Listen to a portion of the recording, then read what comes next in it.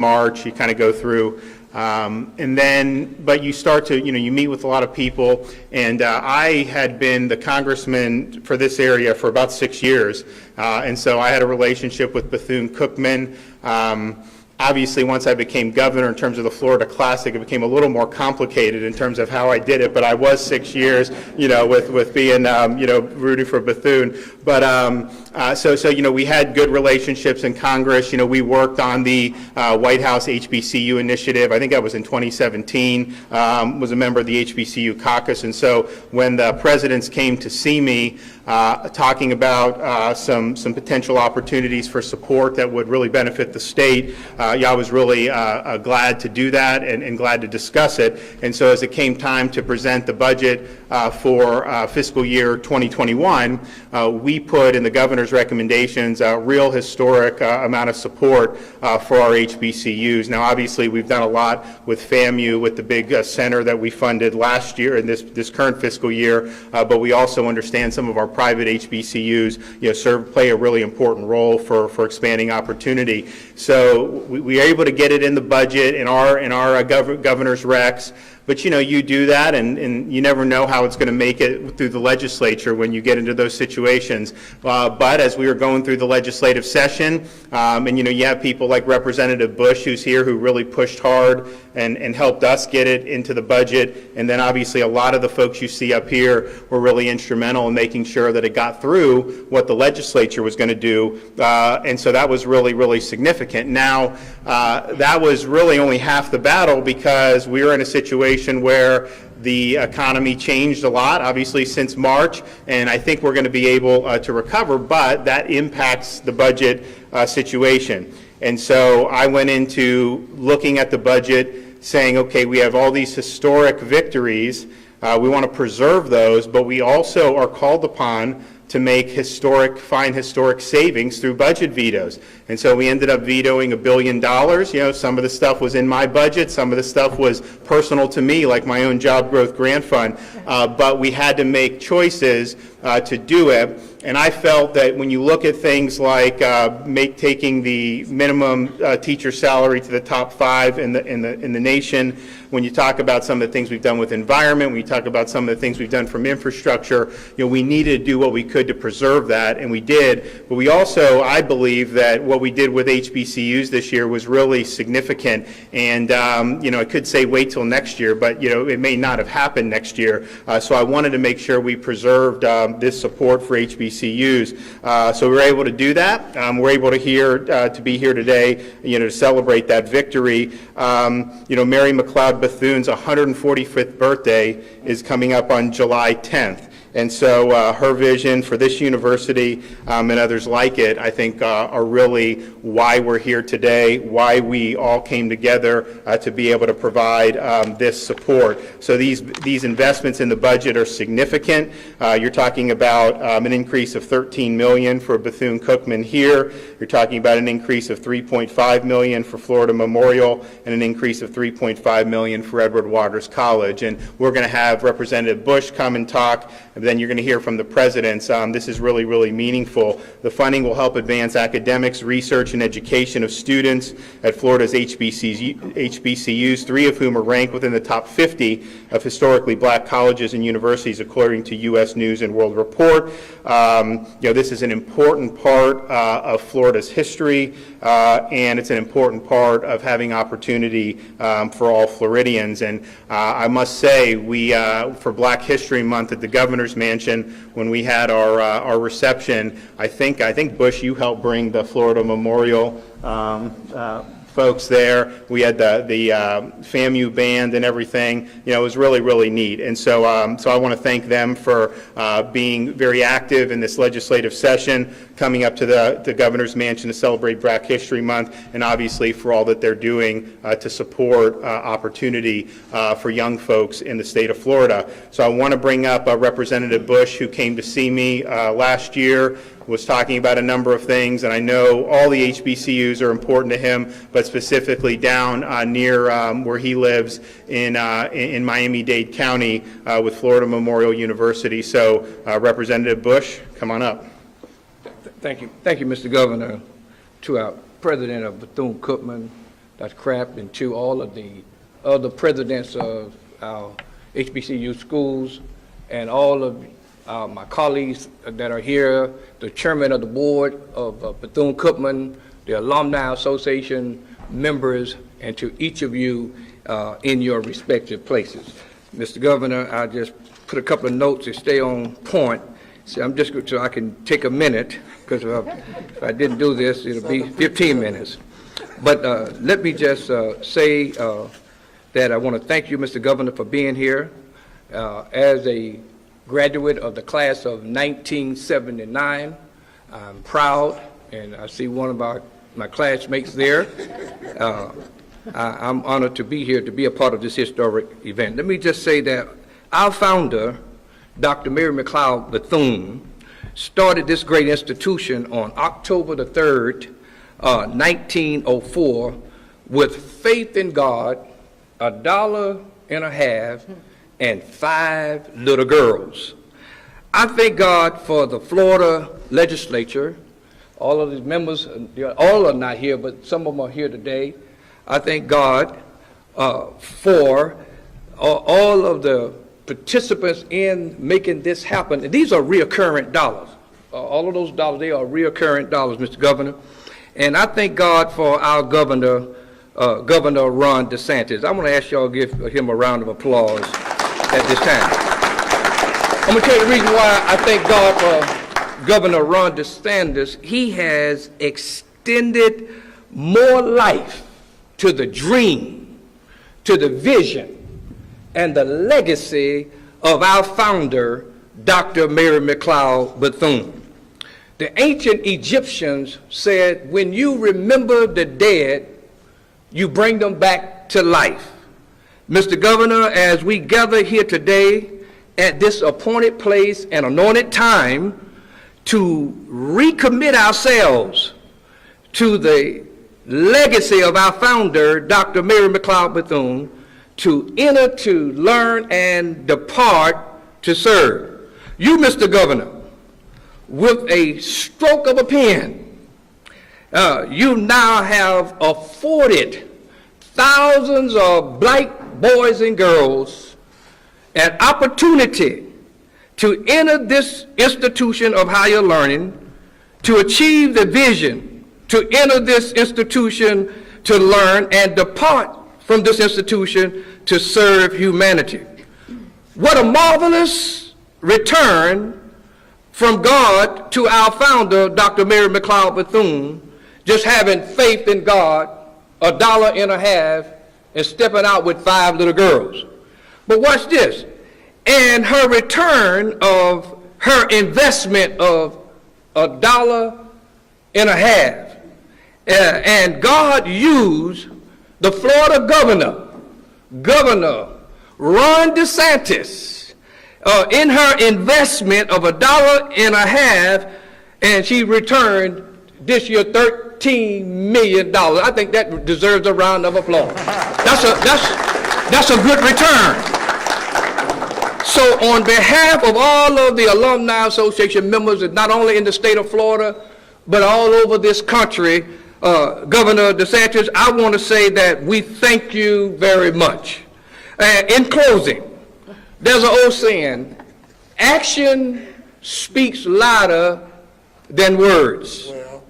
And I'm left with no other option but to proclaim this day and to go on record that I believe that Governor Ron DeSantis, he is a friend to HBCU schools. Would you agree with me on that? Never happened in the history of the state of Florida. This governor, God used him to make this happen today. So, Governor, I want to thank you for coming to my alma mater. I want to thank you for what you have done today, because what you have done today, you have now put yourself and written yourself in the history books of black history. Thank you, Mr. Governor, for this opportunity. Well, thanks, Representative Bush. Really appreciate those kind words. We've got the three presidents here, so I want to bring all of them up one at a time. So we'll start with our host today, President Crite from Bethune-Cookman University. So come on up.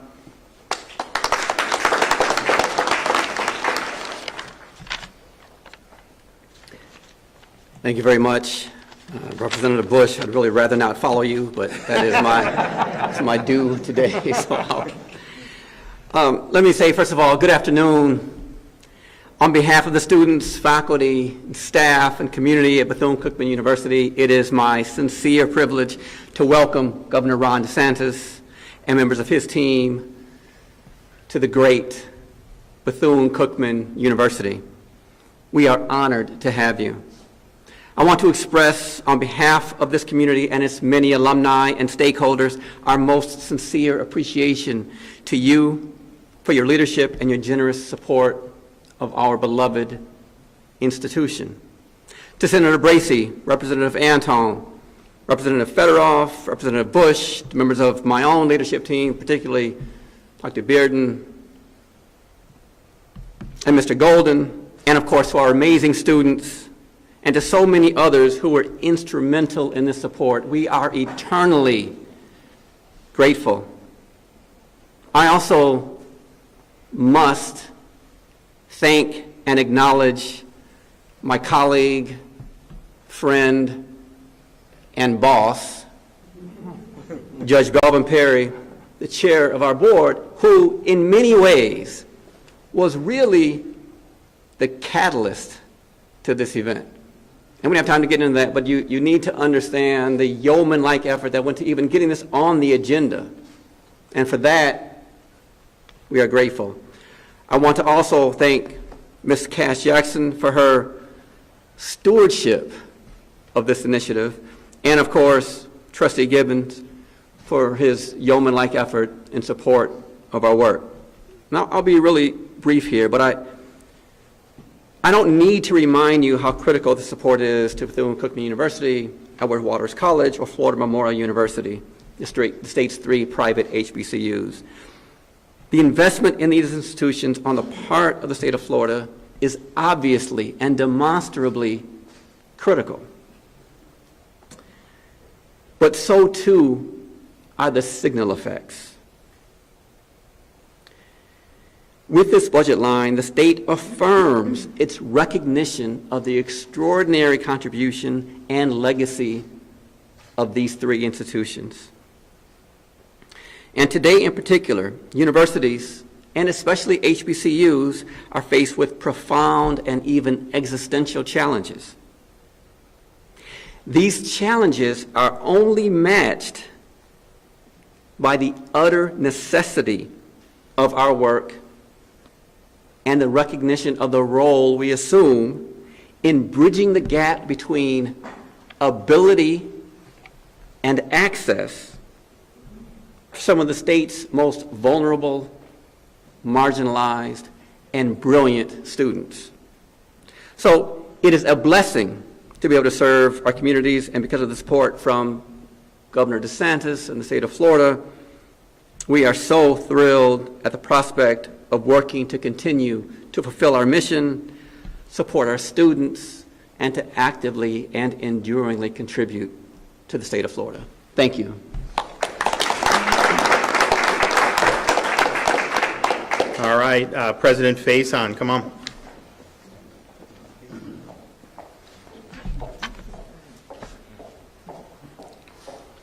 Good afternoon.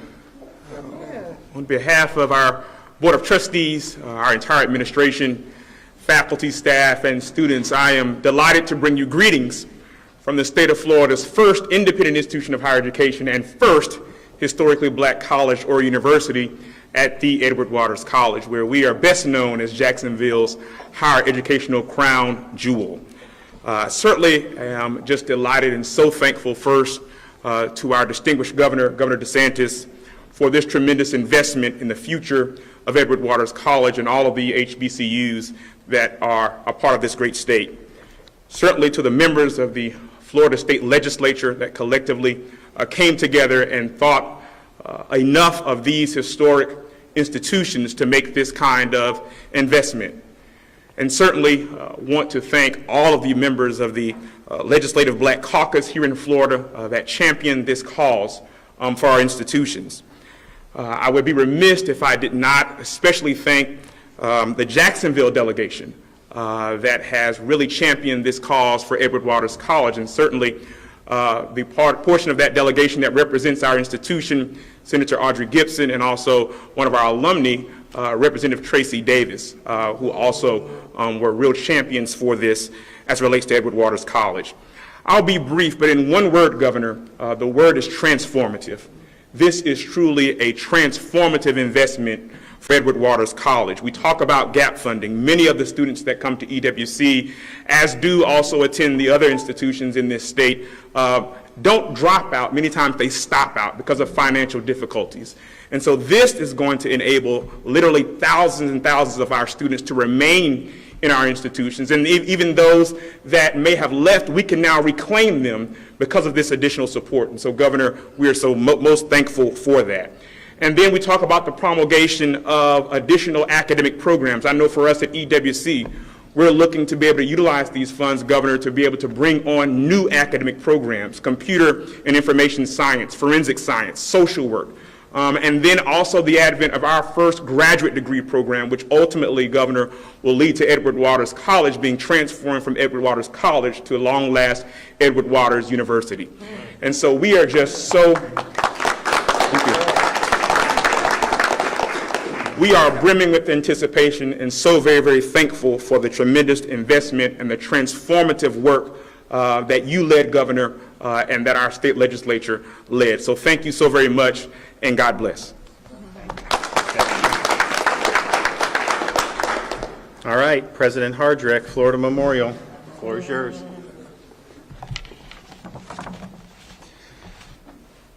Okay, I'm one of those guys, I have to take my glasses off when I read, unfortunately. But first of all, let me just say, on behalf of our students, our Board of Trustees, our faculty, our staff, our administration, Governor, you have done something that is truly outstanding. And from the depth of our hearts, sir, I want to say thank you for the impact that you're making. And as Representative Bush said, you have definitely been one of those leaders who have stepped up to the challenge and done exactly what you promised to do. So when he mentioned about Florida Memorial's Ambassador Corral during Black History, I brought our Florida Memorial Corral. There were probably about 75 of us deep in the governor's house. And the governor said to me, "Oh my, what talent." So as they were singing, I saw the governor bopping, right? So I was like, so he got some moves, he got some moves. And so the thing that he said to me most importantly after that one particular comment, he says, "I want you to know that I'm here to support you, Florida Memorial University," and he's done exactly that by virtue of his allocation, again, through the $3.5 million funding that he's made to our university. Governor, thank you so much. Let's give him, show him some real love. And so, Governor, I won't take up much time, but just as my previous presidential colleagues have alluded, sir, this support is going to allow us the opportunity to give our students, undeserving students, an opportunity to be able to have access to a quality education. It's going to allow many of them to walk the finish line, and they don't have to stop out anymore to go home and continue to help support family members, but they will have the resources necessary to complete their educational degrees. It is also going to make a difference in the sense that we are now going to be able to enhance our educational offerings, our degree offerings, to so many. And I'm just excited about what this funding is going to do. It is truly transformational. Governor, thank you so much. Representative Bush and the rest of our lawmakers behind me and those who were part of this decision-making, thank you so much for your support of Florida Memorial University and Florida's historical Black universities. Thank you, Governor. Well, thank you so much. You know, we have a lot of great things going on in Florida with respect to education. And clearly, you know, our HBCUs are an important part of that, whether it's the state with FAMU, whether it's our private HBCUs. We really want Florida to be a place where there's unlimited opportunity for young people. That starts obviously with our K through 12, and Bush was with me the other day when we did a bill signing for some expansion of scholarships, which is very important. Some of the folks were also there for our teacher announcement. So really from K through 12 all the way up to higher ed, we want to be the place where people can go get the skills they need and then be able to succeed. So yes, we're supporting you, but I believe your mission will help support the state and its future. And so that's why we're doing it. So I want to thank everyone for coming today. And with that, we can open it up. Governor, looking forward to 4th of July weekend. We know that locally we have someone that said that their family is coming from down south to Central Florida because the beaches are closed down south. So far, our local leaders have said they want to keep the beaches open for July 4th. Do you think that's a good idea? So I think the science is pretty clear on this at this point. I, in March, felt this way, but we've seen the demonstration. You know, doing things outdoors in Florida is less risky than doing things where you're packed indoors. So I think having the parks and having beaches, obviously, you know, it needs to be controlled. I think most of the localities like Brevard and here in Volusia have done that. But by and large, the virus does not like sunshine, heat, and humidity. I think every study has shown that. I think if you look at the contact tracing and I try to identify outbreaks, very few outbreaks from something like a park or a beach. And so let's understand that. For the 4th of July, I'm more concerned about, you know, people crowding into the AC and having private parties and things like that where you're real close contact. Virus likes that kind of an environment better, and so people do that. Now, we've talked about avoiding closed spaces, really close contact, particularly in areas that have poor ventilation. And I think as you look and to see around the world, in the United States and Florida, where some of the outbreaks and clusters emerge from, it's a pretty consistent theme about really those really close indoor things. And so I just think that. But I think the most important message as you're looking, because we're seeing these cases from coast to coast across the Sun Belt, from Los Angeles to the Carolinas, obviously Florida, Georgia is involved in that, Texas. Part of that is because we're testing more, but you are seeing higher levels of people test. The positive rate used to be, I mean, in May, we were 2%, 3% as a state, and you know, now we've been 10 to 15% pretty much for the past 2 weeks.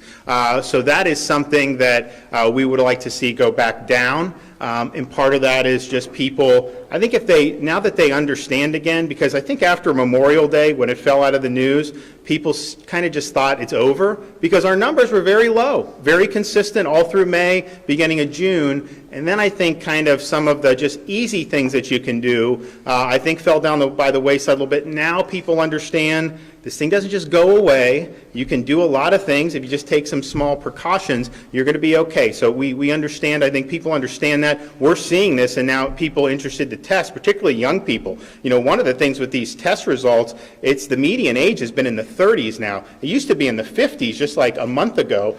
So you have more and more young people that are doing it. Fortunately, they tend to be asymptomatic or minimally symptomatic. But I would say one thing we all have to work on is protecting the vulnerable. You know, as we see some of the spread that's occurred in different parts of the state, you know, if you're 65 or older, you know, take the measures necessary to avoid crowds and limit close contact outside your household, and as well as if you're somebody who may be under 65 but has some significant underlying medical conditions. That is the profile of the folks who tend to suffer significant clinical consequences, whether it's a serious hospitalization, and then obviously the vast majority of COVID-related fatalities have been in that group. And so protect the elderly, protect those who are medically fragile. They obviously, we've advised since March for them to limit contact and avoid crowds, but then everybody else not outside of that, you know, we all have a responsibility to not put any of our seniors or anybody who's medically fragile in jeopardy with our own conduct. And so I would just tell people, be very cautious of that, be cautious of parents and grandparents in the interactions that you may have. You know, this thing this is not like everyone's testing 50, 60% like we saw in other parts of the country and the world, but we went from 4 or 5% to now 10 to 15%. So you do see more prevalence. That's just the bottom line. Governor, Yes, sir. If I can ask you, in the hurricane season, forecasters always have to look far out what may be coming. Economically, can you describe your action plan and your forecast, still considering there are thousands of March and April applicants still waiting on unemployment benefits? And also stress about moratorium coming at the 11th hour. Well, please, I think we've now hit $8 billion in benefits that have been paid out. There have been over 1.5 million individual claimants that have had claims paid. If you look at the jobs numbers, we haven't lost that many jobs. We've lost over 1 million. Part of it is because you're getting the gig workers and the contractors through the Federal CARES Act unemployment money, and so we've been doing that. So we're paying out a huge amount of money, and I know DEO has gone back for the last month trying to figure out anyone else who may have fallen through the cracks, but we've paid out 1.5+ million individual claimants, and now over $8 billion, and so we're happy to have done that. And then last night I went ahead and extended the eviction moratorium for another month. Yes, sir. In other parts of the country, we're hearing recommendations for people just to stay home for the 4th of July weekend. Would you recommend people to work? Would you rather have them stay home than? Well, I think the folks that we really want to be cautious are the folks who are the most at risk. And so if you're somebody who is 65 or older, if you're somebody that has a significant underlying medical condition, maybe your immune system's compromised, some of the other key indicators that we've been talking about for months, I would be very cautious about the close contacts that you're having outside the home. I think that that's something that is, it makes sense. I think people understand that. And by and large, I think the folks who have been in that 65 and plus have been very, very cautious and diligent throughout these many months. I do think naturally, just as it fell out of the news for a couple weeks, I think people just tend to think, and so now I think they understand, no, we kind of got to get through. You're seeing this all across the Sun Belt, and we got to remain diligent. So that would be my main message is, the vulnerable, understand that this thing's still out there, understand that you can take a lot of actions to protect yourself, but then everybody else who may not be in that category really has a responsibility not to put any of those folks at risk.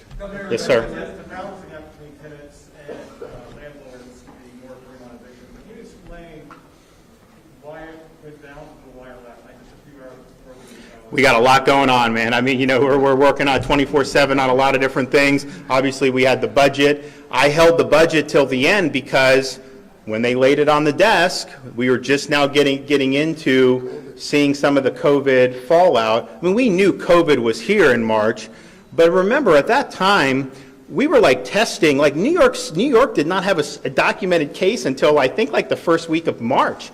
I think we were under the impression at the time, okay, we find a case, that's the only case here.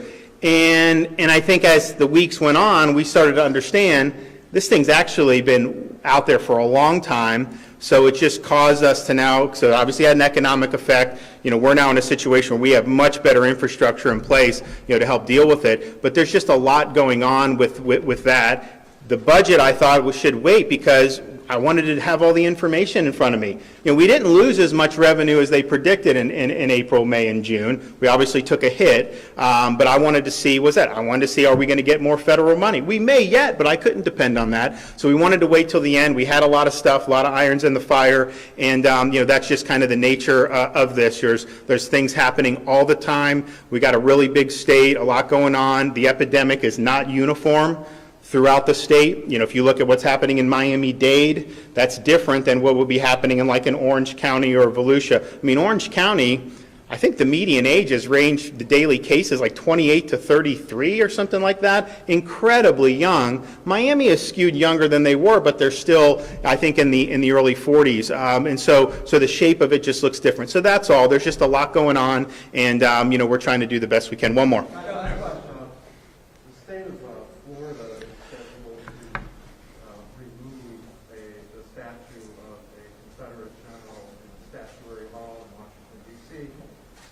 With Mary McLeod, Bethune. So there we go. I wonder if you could just talk a little bit about whether you support that move and, just what your thoughts about why you might support that. Well, I think we were the ones that sent the word to the Congress. Obviously, the legislature passed that before I got there. But I think Mary McLeod Bethune is somebody that really should be an inspiration to everybody in the state of Florida. And quite frankly, the story of all these universities. I mean, Florida Memorial. What were you? 1866? 1879. 79. You were 66. Yes. So they're coming out. This is post-bellum. Huge obstacles. I mean, you have freedmen going, and these folks are digging in, doing all they can to give people an opportunity in spite of huge odds. Yeah, we passed the post-Civil War amendments. That did not solve all the problems. And so they did that and fought against big obstacles. And then Mary McLeod as well in the beginning of the 20th century. So I think those are folks that we should really look to and understand. It's easy to do well when the going's good. It's easy to do well when you have a road paved for you, but when you have obstacle after obstacle, but you keep your nose to the grindstone, and that is really, I think, what America's all about. So we're here today because this is good for the state, but I do think that it's a symbol and a testament that we believe these HBCUs are an integral part of the history of the state of Florida. So God bless you guys. Thanks, everybody.